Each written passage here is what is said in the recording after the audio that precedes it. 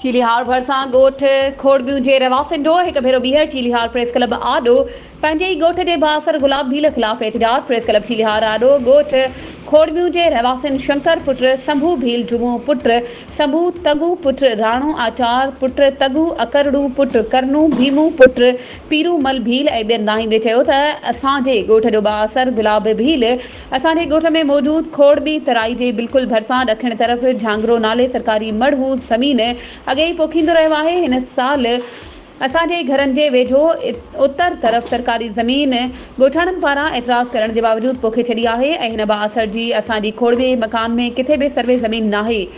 इन जे बावजूद असां ॻोठाणनि खे धमकियूं ॾेई रहियो आहे। असां जॾहिं मुख़्तियारकार खे सरज़मीन ॾिसण जो चयो त हुन असांजी ॻाल्हि खे अणॿुधो करे छॾियो। तॾहिं असांखे बि पक थी त गुलाब भील कामूरनि खां वधीक बासर आहे।